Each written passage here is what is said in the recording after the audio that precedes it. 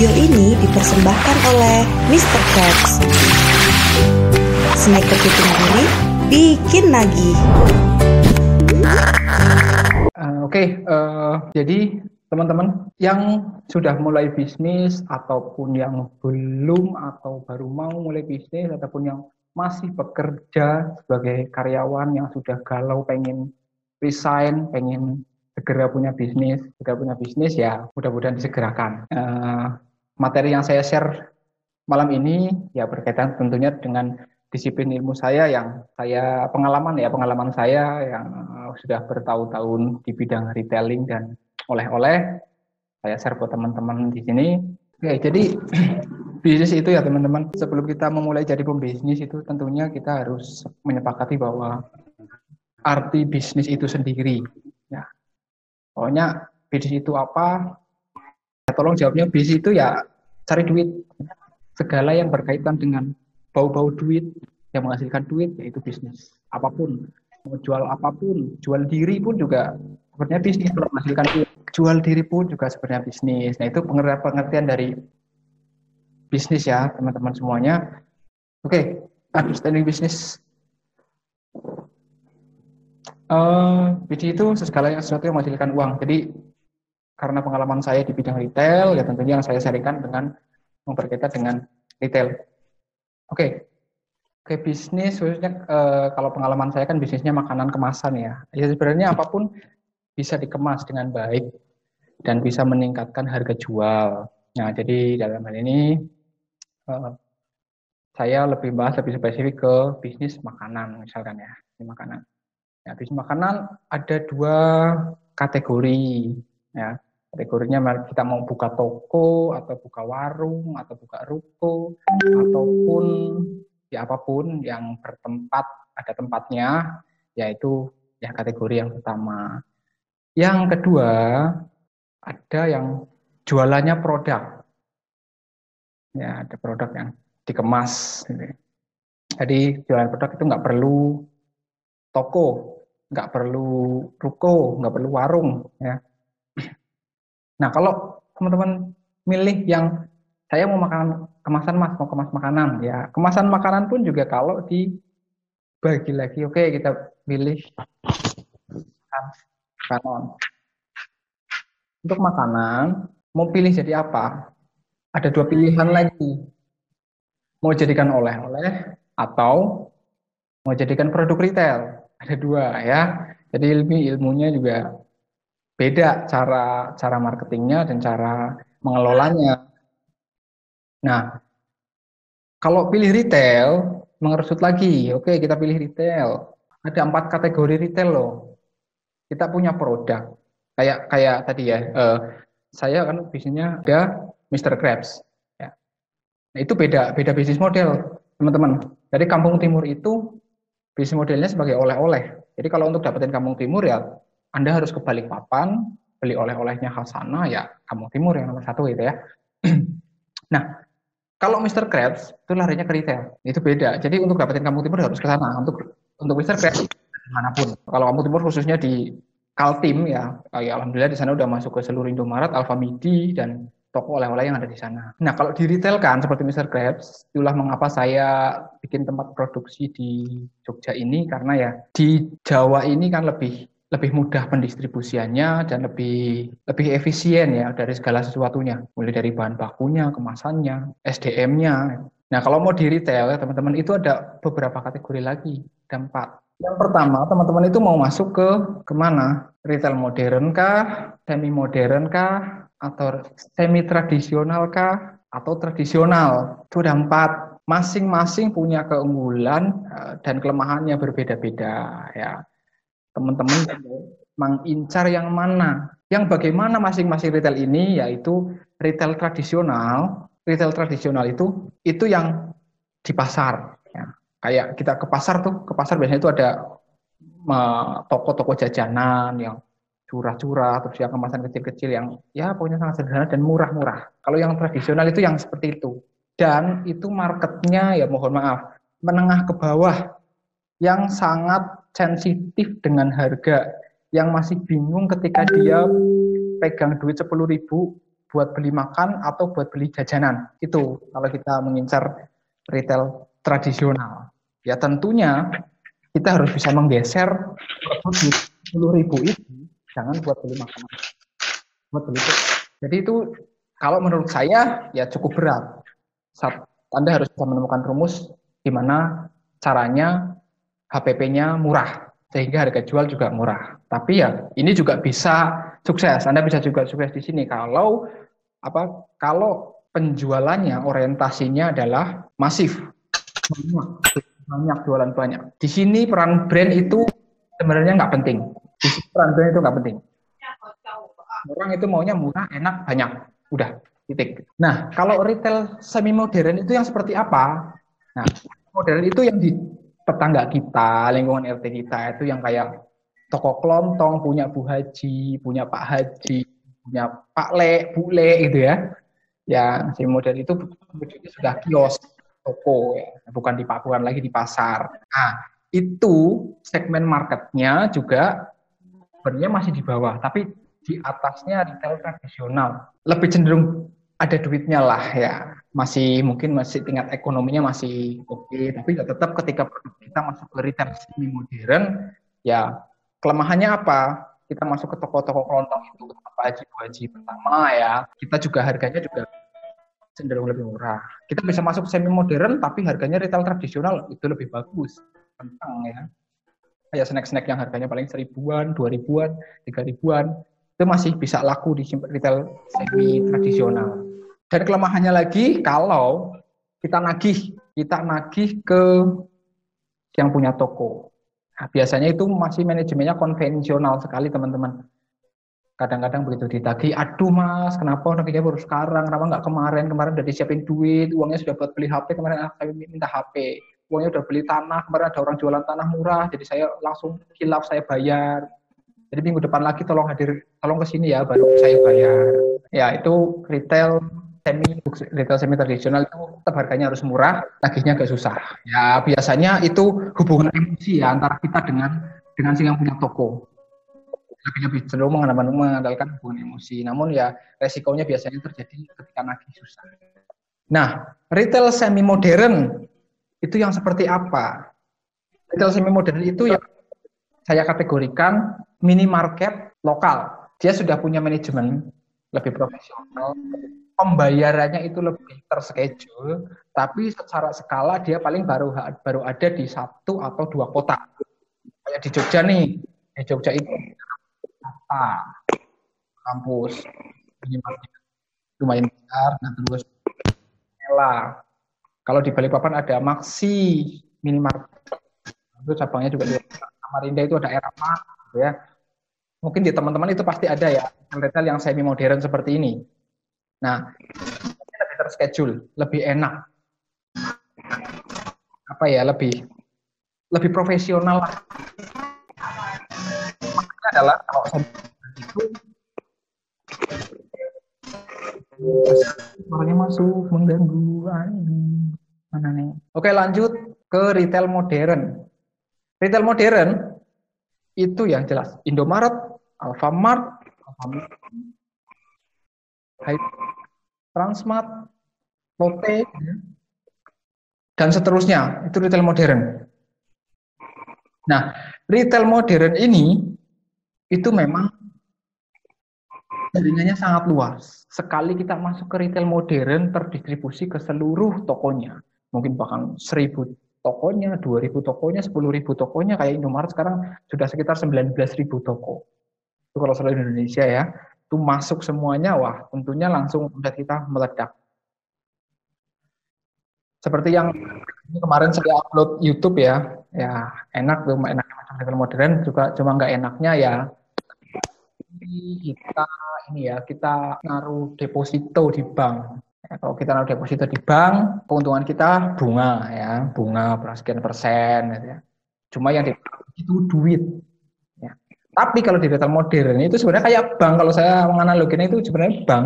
Cuma kita bukan naruh duit, kita naruh barang. Ya. Barang yang mereka PO kan kita kirim, ya duitnya mengendap di situ. Pembayarnya memang terschedule. 30 hari, ada yang 45 hari. Nah, kalau semi modern tadi ya, ya paling cuma di kota itu aja. Di lokal-lokal ya, lokal-lokal. Modern itu lebih luas, tapi itu tadi. Modern juga sebenarnya sama. Pembayarannya itu terschedule juga dan rapi, ya pasti dibayar. Retail semi modern dan modern itu pasti dibayar. Cuma tergantung manajemen internalnya lagi. Internalnya kokoh, ya tentunya schedule-nya tepat waktu. Kalau nggak kokoh, ya begitu kadang-kadang dilama-lamain ya. Kalau produk saya sudah masuk ke beberapa retail modern ya alhamdulillah sudah ya lancar ya pembayarannya. Kalau Hypermart, Alfamidi itu sebulan 2 kali pembayarannya. Kalau nggak salah setiap tanggal 5 dan 20. Sebulan 2 kali. Itu saya kalau nggak tanggal 5 ya tanggal 20-nya. Nah, cara masuknya kalau kita mau masuk ke semi modern dan retail modern itu pasti itu kan sudah sebuah perusahaan ya, sebuah perusahaan.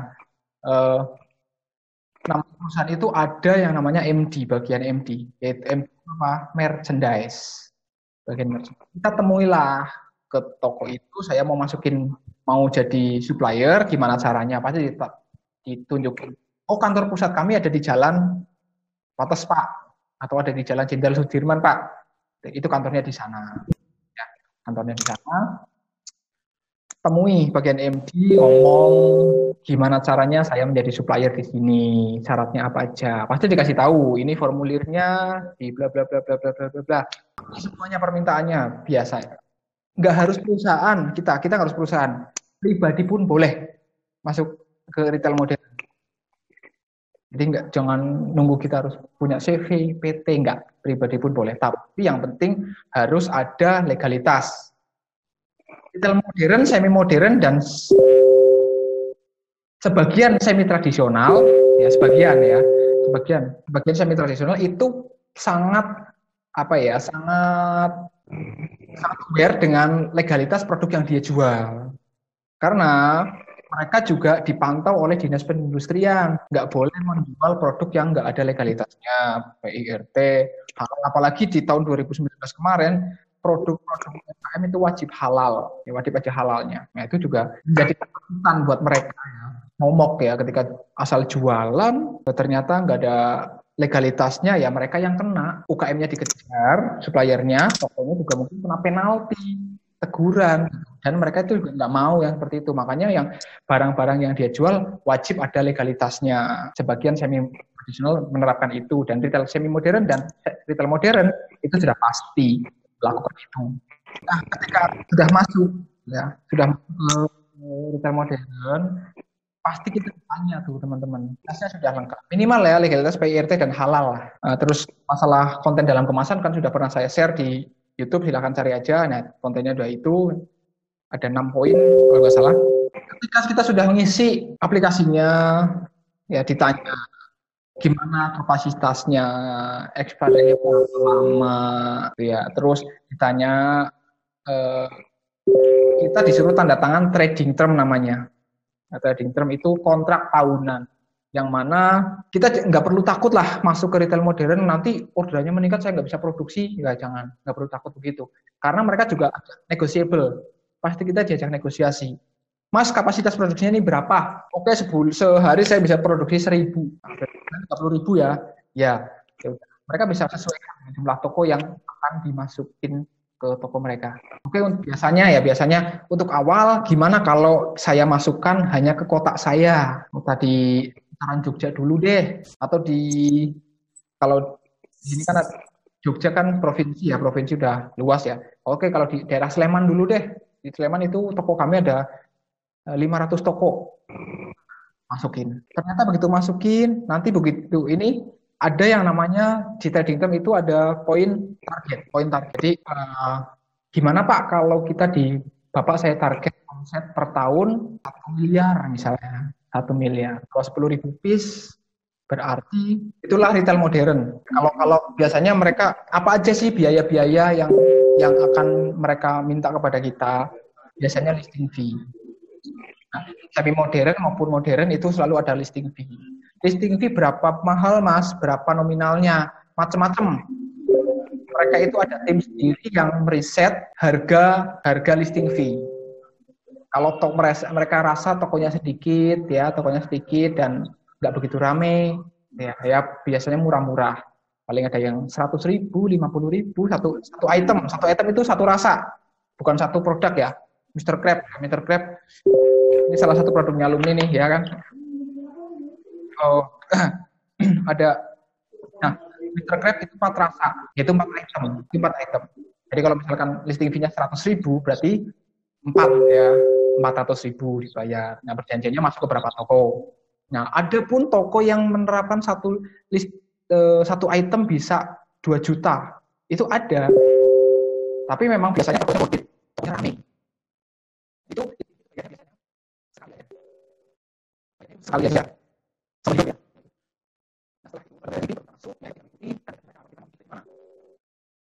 Ketika produk kita di belakang yang mereka pulang laku, saya akan survei langsung sekali displaynya produk kita seperti apa. Kalau taruh di belakang, di pojok, di atas ya, nggak ada orang lewat, jangankan orang, hantu aja nggak mau lewat ya.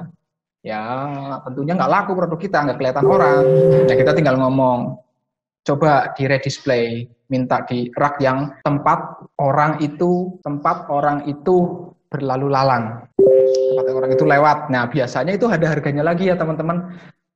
Oke Pak, saya taruh di rak sebelah sini ya. Rak sebelah sini itu pintu masuknya sebelah sana. Ya biasanya gitu ya.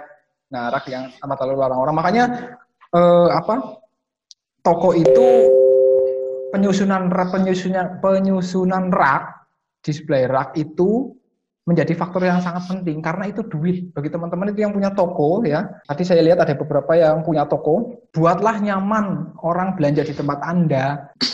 Karena begitu nyaman, tokonya rame, nah daerah-daerah yang sering dilewatin orang itu bisa dijual. Ini produkmu tak taruh di sini ya, tapi sebulan bayar rak itu 500.000 atau 1 juta. Nanti rak sebelah sini nih, ya sebelah sini, ini produk Anda semua. Nanti sebelahnya dijual lagi. Kayak kita di Indomaret ya. Indomaret itu dikiranya yang di depan kasir itu, yang di depan mata itu kayak Kinder Joy, terus produk coklat yang lain itu kan bayar juga. Sehingga membuat potensi produk kita banyak lakunya di sana. Nah, kalau sudah seperti itu biasanya ada yang tadi di trading time itu ada yang namanya bonus achievement. Nah, mereka itu pasti akan minta tuh bonus achievement per tahun itu kayak tadi yang saya sebutkan, misalkan targetnya 1 miliar ya, 1 miliar setahun.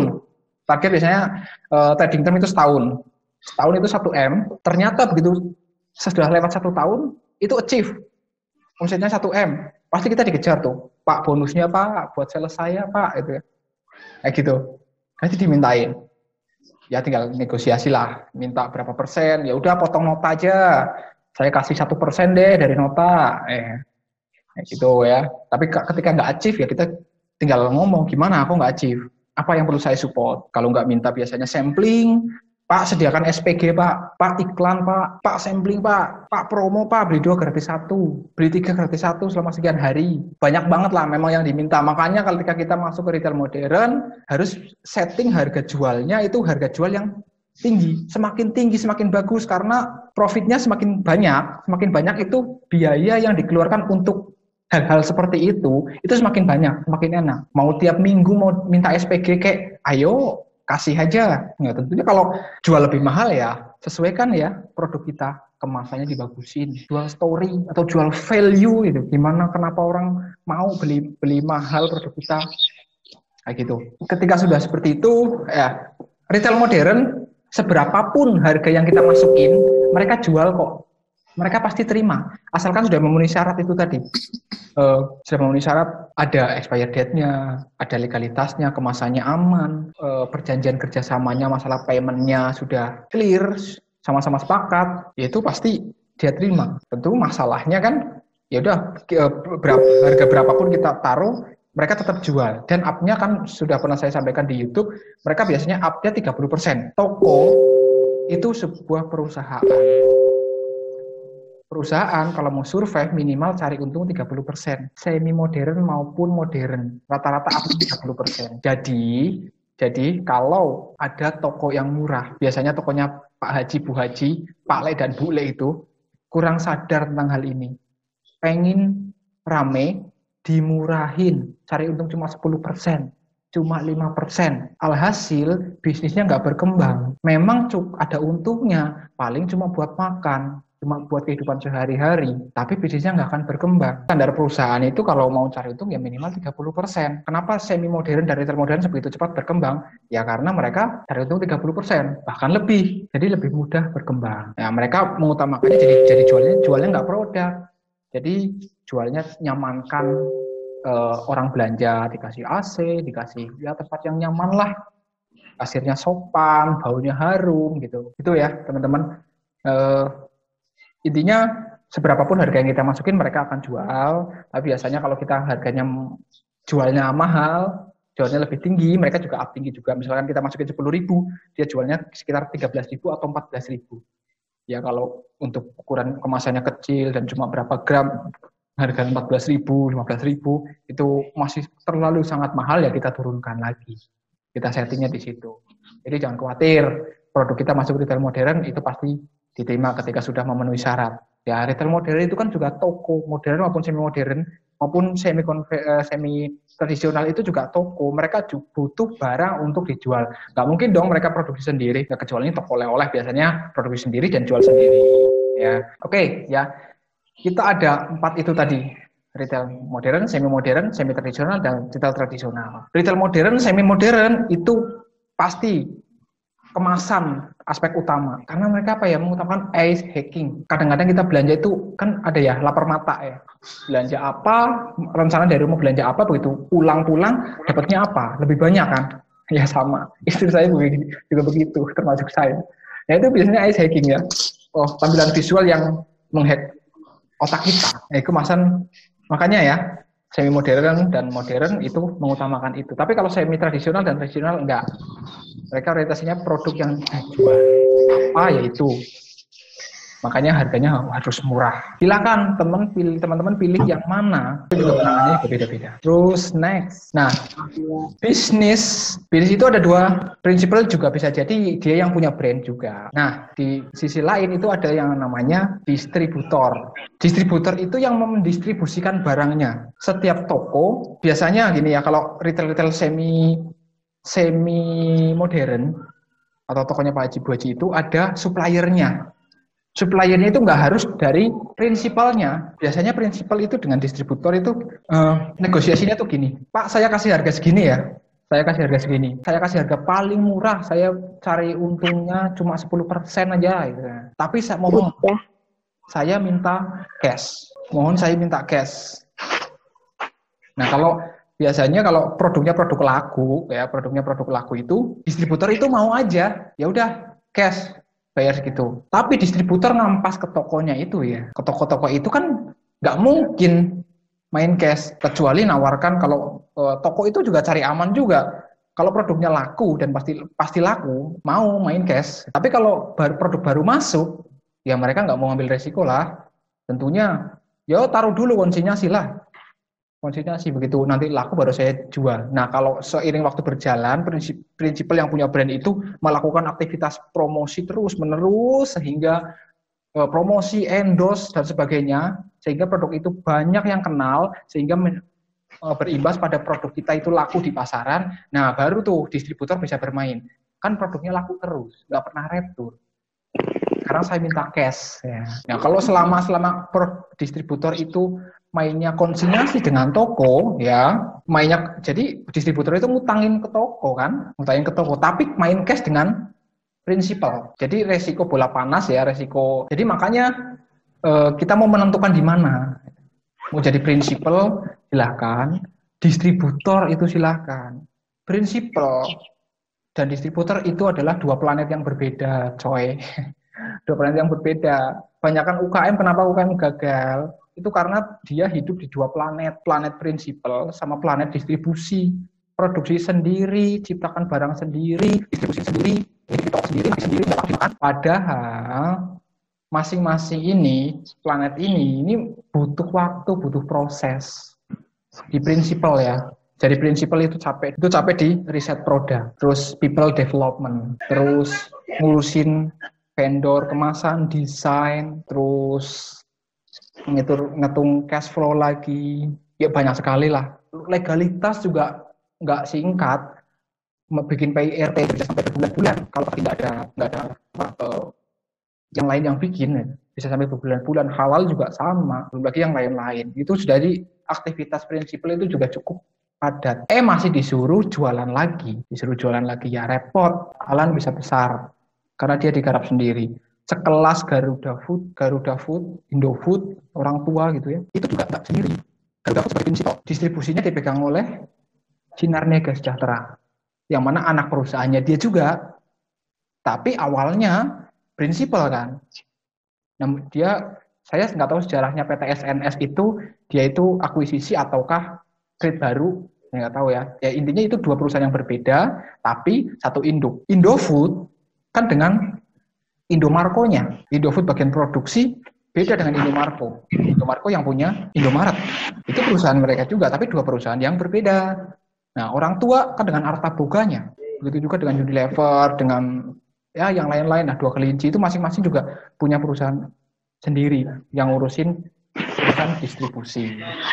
Nah, begitu sudah distributor baru masuk ke store. Nah, baru masuk ke store teman-teman di sini. Ya jadi teman-teman yang mulai bisnis nggak harus punya produk. Jadi distributor menciptakan produk, mendistribusikan produk juga dapat duit. Nah, distributor juga butuh waktu kan.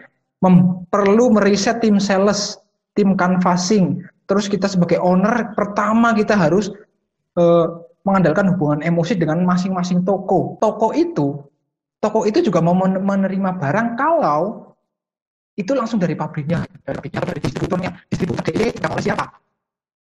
Kalau kita tapi DE yang dari jualan dari saya, ini misalnya ini DE dari jualan saya, katanya distributornya sudah MOU dengan pabrik, DE saya yang pegang sumbernya. Toko mau menerima ketika langsung dengan sumbernya. Kalau misalkan saya merintis sebuah perusahaan distribusi, saya pengen jadi distributornya Mr. Crab di wilayah Jabodetabek gitu ya, Jabodetabek. Di wilayah Jabodetabek itu biasanya saya tanya, sudah bisnisnya selama ini apa? Kalau bisnisnya itu bukan di bidang distribusi, bidang retail, biasanya nggak saya terima. Karena itu juga butuh pengalaman itu. Kalau oke, saya sudah punya perusahaan yang bergerak di distribusi, Pak. Mana company profile-nya? Company profile begitu dikirim, oh ternyata punya armada. Oh, sales canvassing-nya sekian. Oh, terus sudah masuk ke Jabodetabek. Malah jadi distributor. Itu pasti jadi nggak kayak, sorry ya mohon maaf, anget-anget tai ayam gitu ya. Anget-anget tai ayam itu reseller yang hanya cuma mungkin habis ikut seminar bisnis itu, pengen bisnis tapi pengen memasarkan, tapi dia belum punya jaringan distribusi. Ya prinsipal itu berharap besar ya. Kalau berharap besar itu salah, harus berharap besar dengan si reseller itu, karena mereka biasanya begitu terbentur masalah putus asa. Putus asa nggak mau jualan lagi ya. Karena pengalaman saya main di snack dan makanan kemasan kayak gini udah sejak tahun 2012 ya. Ya saya hafal dari dulu yang mau jualan, ya jualan online lah, jualan reseller yang datangnya dari online, yang pertama order 1 dus, 2 dus, ya itu silih berganti aja. Jadi ketika sudah kita cari reseller, ya makanya teman-teman kalau yang jualan cuma orientasinya cari reseller di online, itu di IG, di Facebook, di WA cari reseller, ya itu jangan, wajar aja kalau reseller itu silih berganti, karena memang mereka bukan habitatnya di sana, cuma hanya pengen jualan, sekedar cari untung dari produk kita. Ketika produk kita lemes, ya mereka juga nggak mau berpikir itu. Jadi memanfaatkan momen, atau misalkan produk kita itu habis direview artis, produk kita itu habis diliput sama TV, itu kan cepat tuh momennya tuh, langsung dicari orang, banyak yang beli. Nah itu banyak tuh datangan reseller. Tapi begitu sudah sebulan 2 bulan udah hilang lagi, begitu. Tapi kalau distributor itu enggak. Distributor itu mau brainstorming, pasti datang, pasti ngomong, Pak, produknya bulan ini kurang laku, kenapa ya? Analisa saya di lapangan itu karena kayaknya kok orang pada nggak mau ambil sampel, orang pada kurang tertarik karena kurang menarik mungkin itu. Atau karena ini produk baru, perlu dicobakan ke orang gitu. Gimana kalau kita ambil SPG? Ya, kita sampling setiap hari Sabtu dan Minggu selama sekian bulan supaya orang banyak tahu produk kita. Nah, itu distributor mau seperti itu. Jadi beda semangat daya juangnya ya. Jadi ketika sudah dapat distributor, ya itu bisa diharapkan ya. Bisa ditungguin lah banter enggaknya, cepet enggaknya penjualannya. Tapi kalau reseller sekedar dapatnya dari online ya, memang ada 1-2 yang beneran semangat gitu ya. Dan distributor baru yang akan datang juga biasanya berawalnya dari situ. Tapi kan 1-2 dari hanya sekian persentasenya, hanya sekian persen lah. Nah, perkara ada yang reseller dari online itu masuk, mau jualan produk kita ya itu bonus. Anggap aja itu bonus deh. Namanya bonus nggak datang 2 kali, udah. Nggak datang 2 kali, gitu kan. Ini udah jam 21 teman-teman. Saya jelasin sampai sini aja. Yang mau tanya dipersilahkan raise hand, nanti saya open. Ada menu raise hand kan di situ? Lambaikan tangan. Oke, 1 Firman Hikmatullah sama Abu Toyib sama ya ada beberapa nih Pak Sodikun, Pak Indri. Ntar ya, sabar ya, saya buka satu persatu. Mas Firman, silahkan tak buka suaranya. Ya Mas, izin bertanya untuk terutama masa pandemi corona ini ya Mas ya.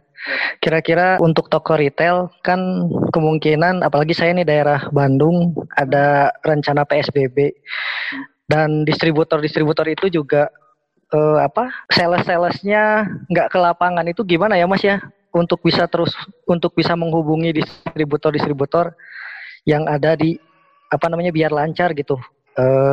Biar lancar ke toko sayanya. Pertanyaannya mungkin memang ini mungkin seumur hidup sekali ini baru ada bencana seperti ini, yang mana ekonomi lumpuh total ya. Semua bisnis. Jadi jangan percaya kalau ada yang nawarin seminar, workshop yang cara keluar dari zona corona itu kan. Cara jualan nggak ada. Secerdas-cerdasnya orang, sebrilian apa idenya orang dalam berjualan, bukan masalah idenya sebenarnya yang jadi masalah saat ini. Masalahnya adalah freeze market, daya belinya itu nggak ada. Jadi mau sekreatif apa jualannya, tetap nggak ada yang beli. Ya memang itu lagi ada bencana, karena ada bencana ini. Ya semua sekarang gini, bisnis yang laku itu bisnis yang produknya ada di retail. Karena orang sekarang dengan keterbatasan waktu untuk keluar rumah, apalagi untuk daerah-daerah yang zona merah, ya tentunya keluar kan takut-takut ya. Keluar itu terpaksa, itu pun cuma berapa menit. Itu pun belinya cuma paling ke Indomaret, Alfamart, atau ke toko kelontong, ke toko sayur, buat makan sehari-hari. Jadi yang pertama orang prioritaskan ini perut. Nah, perkara mau beli martabak, mie ayam, ataupun produk yang lain, itu tempat jualannya kan bukan di minimarket, di luar. Mereka berpikir 2 kali. Oh, beli martabak bisa di GoFood, beli mie ayam bisa di GoFood, beli yang lain bisa di GoFood. Udah, yang harus datang kan ketika ke minimarket ini, saya beli pasta gigi, beli beras, beli ini, gitu. Saya harus datang. Nah, produk yang laku itu produk harian, ya, atau bisa disebut consumer goods, ya, consumer goods. Nah, produk yang terdisplay di minimarket itu minimal kena angin-anginnya. Ya kayak punyanya Kampung Timur, punya Mr. Krabs gitu ya. Ya masih bisa survive, karena orang datang ke minimarket itu ya sambil cari camilan, belinya di sekitar itu. Apalagi nih ya, sekalian beli camilan buat di rumah gitu, ya masih kena angin-anginnya. Nah itu yang panen, itu yang produk-produk yang ada di dalam toko itu. Meskipun nggak panen sih sebenarnya saya juga merasakan, semua bisnis itu sedang merasakan sekarang lagi babak belur semuanya. Jadi semua lagi menghabiskan duit yang tabungan. Duit tabungan selama ini, gitu. Baik, terima kasih Mas. Apakah ketika sudah ya ikut materi ini, apakah kita langsung besoknya datengin ke retail modern, datengin distributor? Kenapa itu ya? Distributor juga saya rasa dia juga bingung juga, gitu. Yang dimana kantornya juga harus ditutup. Ya, silakan tanya. Nah, kan tadi Mas jelasin itu masalah masuk di retail modern. Ya.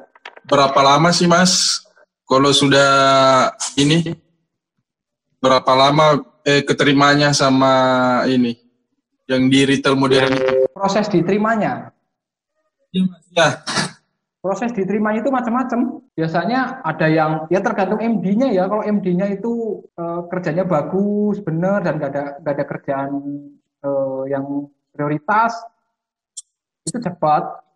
Apalagi kalau raknya banyak yang kosong gitu, butuh produk untuk dijual. Jadi cepat cepat diterimanya. Ya, bisa paling seminggu, 2 minggu. Asalkan produk kita itu legalitasnya lengkap. Iya Mas ya. Cepat kok. Iya makasih ya Mas. Oke, silakan di mute lagi ya dari yang lain. Indri Idel, silakan. Iya, selamat malam Mas Pilsa. Perkenalkan saya Indri, produsen bawang goreng dari Kuningan, Jawa Barat. Yes. Mau menanyakan soal rebranding.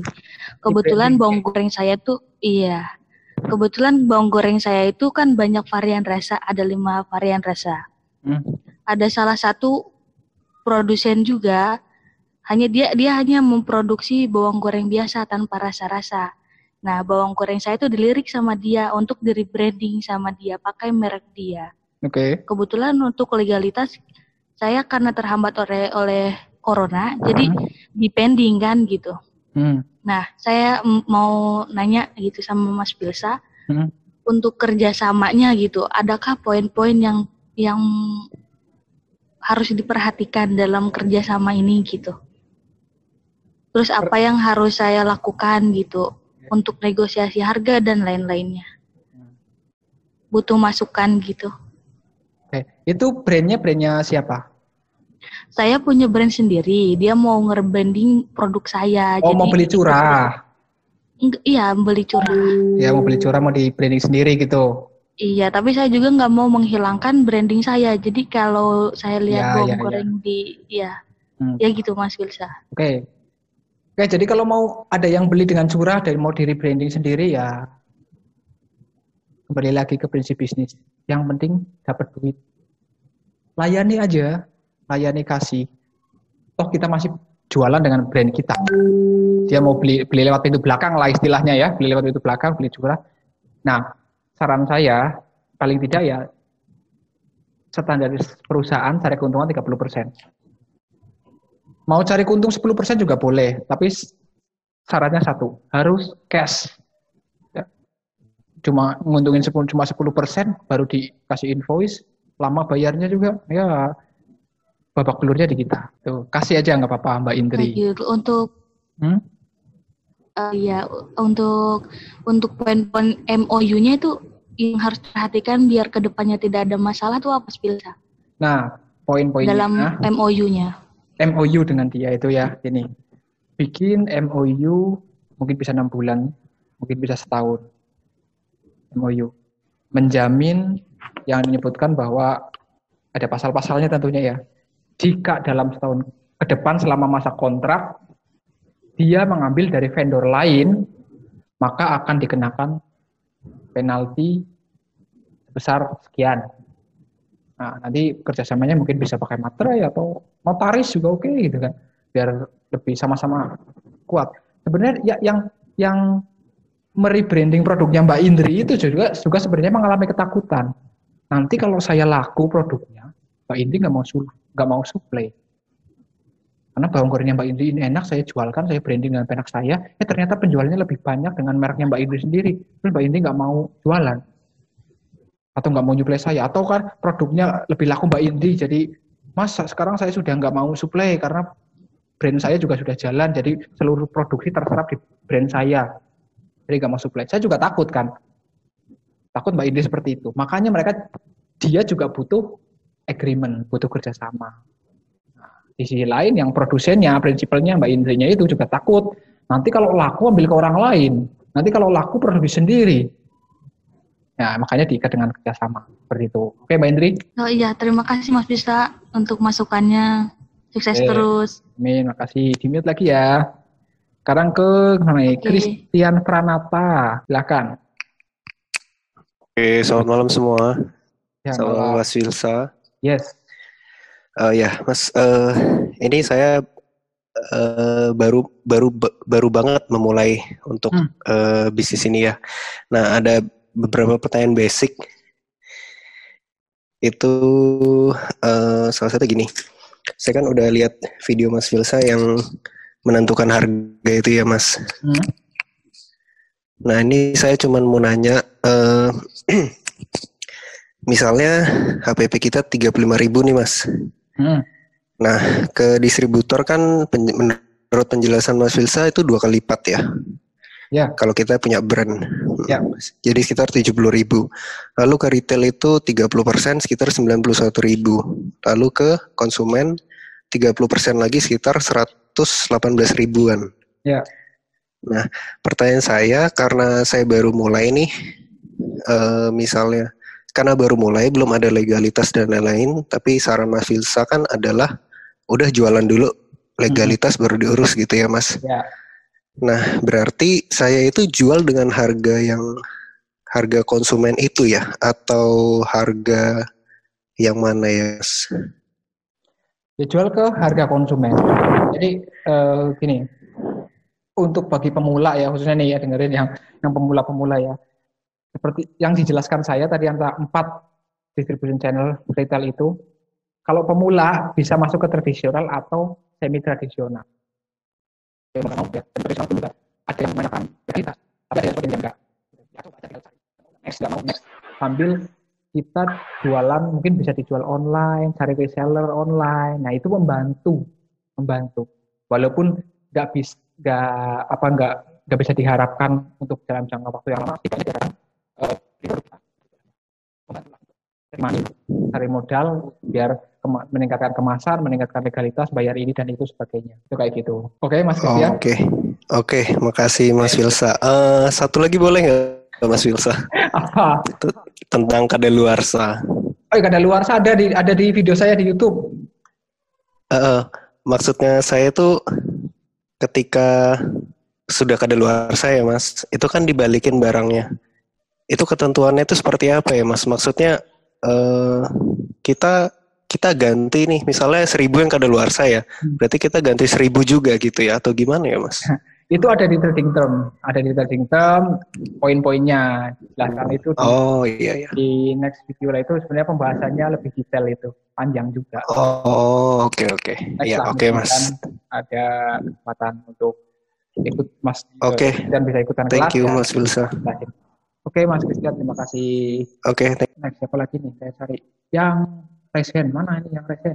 Ini kan saya masih belum punya produk ya, Mas. Terus tapi punya pikiran, ini enaknya kalau produknya itu langsung ke niche market atau semua dulu, Mas, untuk produk pertama kali berbisnis gitu, Mas. Pertama kali berbisnis, maksudnya untuk awal gitu? Untuk awal kali terjun di dunia bisnis snack. Ya pertama-tama sepertinya tadi bisa ke semi tradisional atau ke tradisional atau dijual online sekalian. Jual online itu kalau kemasannya bagus juga bisa laku kok. Jadi niche market dia nggak apa-apa ya, Mas? Nggak apa-apa. Oke, siapa lagi? Raise hand. Mohon raise hand, ada tombol raise hand di situ. Tanya, Mas, saya Bukhari di Riau. Ya. Ini kan saya juga masih belajar. Ini maaf, ini gambar saya nggak kelihatan ini. Karena pakai laptop. Saya sementarin buat keripik tahu wale. Ya. Nah, itu kalau misalkan belum daftar PIRT, kira-kira kalau dipasarkan, dititipkan ke warung-warung seperti ya warung bakso atau apa, itu gimana itu, Mas, kira-kira? Tahu walik itu biasanya jualannya kan di ini ya, pakai gerobak ya, di pinggir jalan gitu ya. Ya, ini keripiknya, jadi nggak ada isi baksonya. Oh, keripik tahu. Ya, keripik tahu. Oh, keripik tahu. Dari daerah mana ini? Maaf. Ini saya di Riau. Kenapa nggak jadikan oleh-oleh aja? Dibikin oleh-oleh.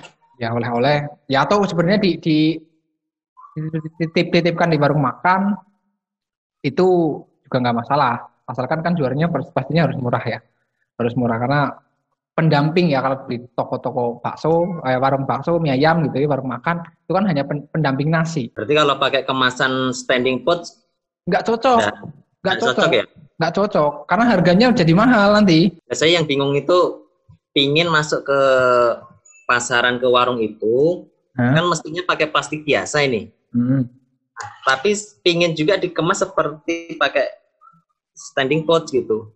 Otomatis kan harganya beda. Nah, bikin dua merek.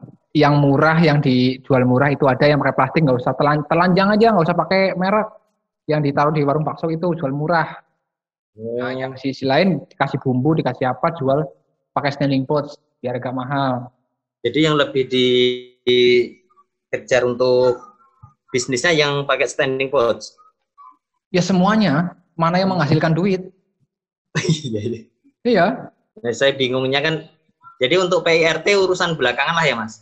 Belakangan. Nanti kan kalau sudah ramai itu ditegur itu sama dinas kesehatan. Mas Wilson, saya mau tanya Muhammad Yusuf. Ya, ntar sabar. Oh, iya. Nah itu apa tadi? Jadi mana yang menghasilkan duit itulah yang dijual. Tuh, nanti ditegur lah itu pasti sama dinas kesehatan biasanya kalau nggak ada PIRT-nya. Ditegur. Yang penting sekarang ini nggak bakalan juga, nggak bakalan kita itu digaris polisi pabriknya, tempat produksinya, terus dipidanakan itu nggak mungkin. Indonesia itu lagi gencar pemberdayaan UMKM. Itu paling cuma ditegur dan diarahkan, Pak bikin PIRT Pak, cuma 150.000 aja, bikinnya sama saya, langsung datang ke kantor. Tuh. Ya. Jadi jangan khawatir. Ya. Siapa lagi nih tadi? Ya. Muhammad Yusuf, silakan unmute buka. Terima kasih Mas. Assalamualaikum. Waalaikumsalam. Suaraku kedengeran nggak Mas? Dengeran. Oh iya. Aku yang tadi pagi curhat dulu Mas. Ya.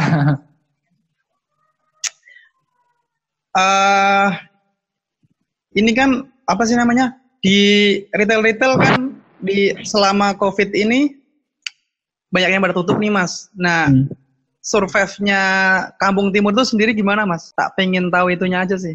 Ya karena survive-nya itu karena sudah masuk ke retail modern. Jadi orang keluar rumah ke Indomaret, ke Alfamart itu beli kebutuhan pangan, ya sekalian beli snack. Kalau saya kan punya pikiran gini Mas, mau buka retail tapi sistemnya door to door. Jadi jadi kan saya udah punya list nih, kayak kebutuhan rumah tangga per bulan itu seperti apa. Nah, tapi saya kebingungan nih, gimana cara saya bangun timnya, sama, itu melanggar aturan nggak kalau menurut di dunia peritailan? Apa? Jadi kayak saya itu, kayak ini loh, jemput bola. Jemput bola gimana maksudnya?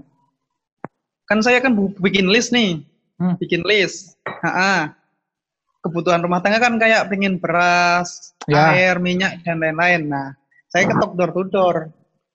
Tapi di situ kan banyak toko-toko UMKM nih di sekitar. Nah, kira-kira kalau menurut Mas bijak nggak saya kayak gitu? Ya malah bagus loh, cerdas itu.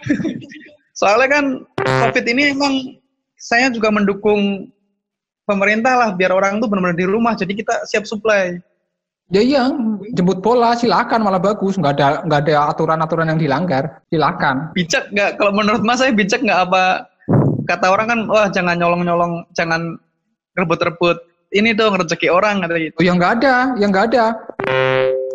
Loh, nggak ada ya? Gojek apa nggak kayak gitu? Ada ojek pengkolan, kenapa dia langsung tembusnya ke rumah lewat aplikasi?